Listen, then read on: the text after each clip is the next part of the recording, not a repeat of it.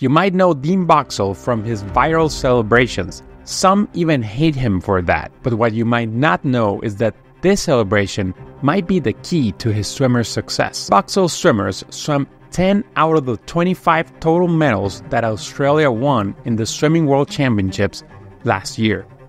The 4 swimmers who broke the world record in the 4x200 freestyle were all coached by Boxall.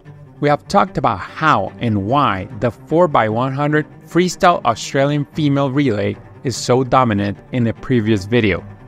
That video received more than 100,000 views and even caught the attention of Australian Olympic team. Of course, the swimmers deserve the majority of the credit. They are the ones suffering the physical and psychological pain.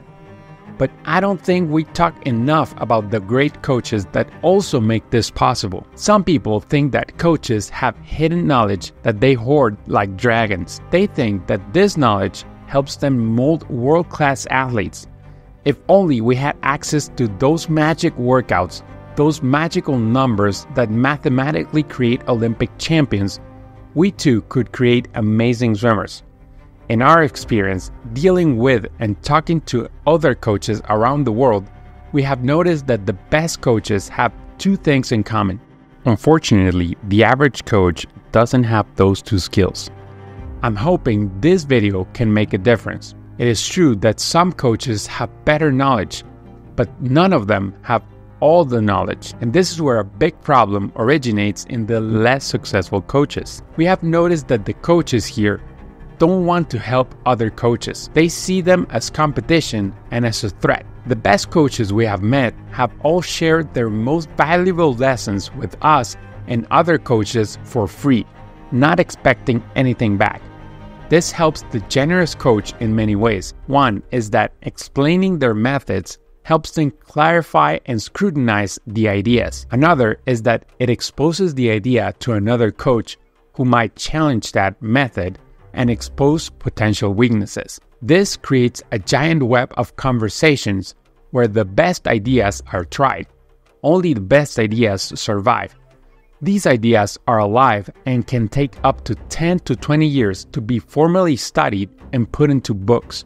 But only the people who share them and the ones humble enough to ask for help receive those ideas early. More important than the latest findings and ideas are the coaches who care deeply about their swimmers. Some might be strict and use methods of tough love, while others are more gentle and encouraging.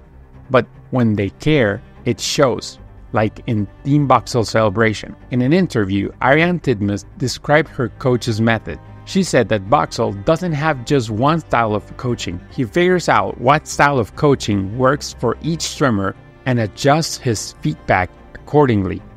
She said that Boxall knows her better than she knows herself. She says she swims better when she's not getting compliments. She needs to be annoyed to push herself, and Boxall knows how to do that. She says he's very different with other athletes. Other coaches who have worked with him say he brings life and passion to the pool deck. Emotional intelligence is more important than the latest training methods and hacks, but it is important to share both. Like I said, we want to help coaches. That's why we share our best ideas and listen to their findings. If you're a coach who wants to connect to this web and learn, send us an email to info@skillswimming.com. If you're a swimmer, what do you think the best coaches have in common that others don't? The favorites to win this relay, again, are the Australians, but the Americans and Chinese will probably also be fast this year.